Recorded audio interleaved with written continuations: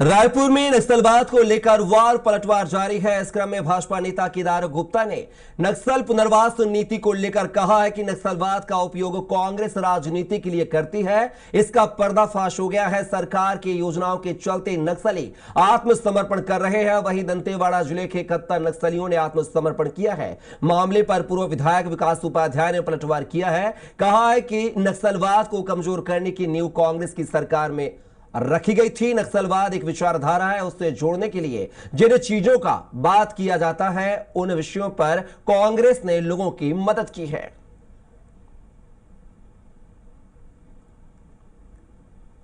तो छत्तीसगढ़ में जो है नक्सलवाद को लेकर जो है बयानबाजियों का दौर शुरू हो गया है। केदार गुप्ता वर्ष जो है विकास उपाध्याय हो चला है।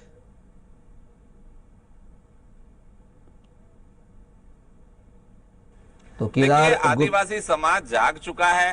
बस्तर सरगुजा के क्षेत्र के लोग जाग चुके हैं। राजनांदगांव, मोहलापुर, डोंगरगढ़ का क्षेत्र जहां इनकी पैठ हुआ करती थी नक्सलवादियों की, वहां एक जागरूकता आई है। नियत नेल्लेनार जो माननीय विष्णुदेव साय जी की योजना है गांव के लिए, उसका ये स्वरूप देखने मिल रहा है। अब कोई भी गांव वाला नक्सलवादियों के साथ नहीं है, सब सरकार के साथ है। और माननीय अमित शाह जी और भारतीय जनता पार्टी की विष्णुदेव साय जी की सरकार समूल नक्सलवाद को नष्ट करने में लगी है। नक्सलवाद जिससे पनप रहा था, जो नक्सलवाद में शामिल होने वाले लोग थे, उनकी हर जरूरतों को फुलफिल करने का काम कांग्रेस पार्टी की सरकार ने किया।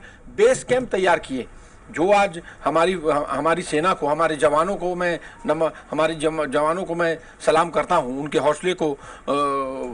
हौसले को दाद देता हूं कि वो जिस प्रकार से मुहिम चला रहे हैं, और उसका पिछली सरकार का ये भी बहुत बड़ा फायदा मिला कि बेस कैंप हमने तैयार किए। में देखें तो जो कई ऐसे कुख्यात नक्सली हैं जिसे सुरक्षा बल के जवानों ने ढेर किया है, तो नक्सलवाद के खिलाफ सबसे प्रभावी ढंग से कार्य करने वाली ये 19 महीने की सरकार रही है। और इसी को देखें तो लगातार जिस तरीके से छत्तीसगढ़ में सियासत भी नक्सलवाद को लेकर के जमकर होती है, क्योंकि पिछले दिनों देखा जाए तो 71 नक्सलवादियों ने दंतेवाड़ा में आत्मसमर्पण किया। और इसमें मुख्यमंत्री की यदि पोस्ट की बात करें संयम, तो दो योजनाएं जो है, दो अभियान जो है वो निकल करके आते हैं। एक जो है मुख्य तौर पर नियर नलरार प्रोजेक्ट की बात तो हो ही रही है, उसके साथ में लोन बर्राटू अभियान की चर्चा यहाँ पर की जा रही है। उसके साथ में पुनः मार्गे अभियान, ये दो ऐसे अभियान हैं जिसके तहत लगातार जो नक्सली प्रभावित क्षेत्र है वहां पर सरकार जो है अपनी पैठ बनाने की कोशिश कर रही है। लोन बर्राटू एक ऐसा अभियान जिसके माध्यम से आत्मसमर्पित नक्सलियों को पुनर्वास किया जाता है, उनके रहने की व्यवस्था की जाती है, साथ में ही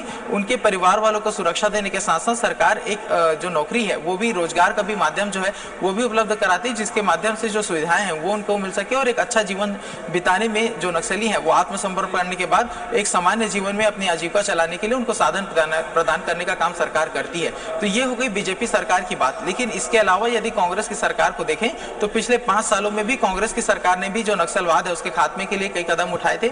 चाहे वो देखा जाए तो पिछली सरकार ऐसी रही है जिसमें ऐसे सुदूर क्षेत्रों में जो सुरक्षा बल के कैंप बनाने में सरकार को सफलता मिल पाई थी, जिससे पिछले कई वर्षों से बनाने में काफी ज्यादा दिक्कतें आ रही थी। तो एक सफलता यहाँ पर जो पूर्ववर्ती कांग्रेस की सरकार रही है उसकी है। इसके आधार पर जो विकास के तमाम तरीके के जो कार्य हैं वो नक्सल क्षेत्रों में किए जा रहे हैं। और साथ ही इसमें देखें तो बीजेपी कांग्रेस जब आमने सामने आती हैं तो दोनों अपने अपने कार्यकाल की जो उपलब्धियां वो गिनाने का प्रयास करते हैं। और यहाँ पर मुख्य तौर पर देखा जाए तो जिस तरीके से छत्तीसगढ़ में विष्णुदेव साय की सरकार रही है, इनके द्वारा नक्सलवाद को लेकर के एक अभियान चलाया जा रहा है। इसमें साफ तौर पर जो केंद्रीय गृह मंत्री अमित शाह है वो छत्तीसगढ़ पहुंचते हैं। उनका साफ तौर पर कहना है कि नक्सलवाद को मार्च 2026 तक खत्म करना है। अब देखा जाए तो इसके लिए 5 से 8 महीने का जो समय है वो बचा है। और इसको लेकर के लगातार जिस तरीके से अभियान चलाए जा रहे हैं, जिस तरीके से नक्सलियों के द्वारा आत्मसमर्पण किए जा रहे हैं, तो इसे लेकर के सरकार काफी आश्वस्त है, काफी कॉन्फिडेंस की स्थिति में नजर आती है नक्सलवाद खात्मे को लेकर के। और वहीं विपक्ष लगातार जो सरकार है उस पर निशाना साधती है, चाहे वो फर्जी मुठभेड़ का मामला हो या फिर देखा जाए तो जिस तरीके से श्रेय लेने की जो एक लड़ाई है वो छत्तीसगढ़ में इन दिनों चल रही है। क्योंकि भारतीय जनता पार्टी अपने सरकार की अपनी नीतियों की तारीफ करते हुए नजर आती है। वहीं यदि पूर्ववर्ती कांग्रेस सरकार को देखें तो उसके तमाम नेता जब है वो मीडिया के समक्ष आते हैं तो वो पूर्ववर्ती सरकार में किस तरीके से जो विकास की योजनाएं करने का संचालित करने का जो दावा है वो करते हैं। जो है सियासत कहां तक जाएगी और क्या 2026 तक का जो लक्ष्य है, मार्च 2026 तक का, क्या उस लक्ष्य को जो है बीजेपी सरकार पूरा कर पाएगी नहीं, ये देखना दिलचस्प होगा। फिलहाल के लिए तमाम जानकारी को साझा करने के लिए बहुत बहुत शुक्रिया आपका राहुल।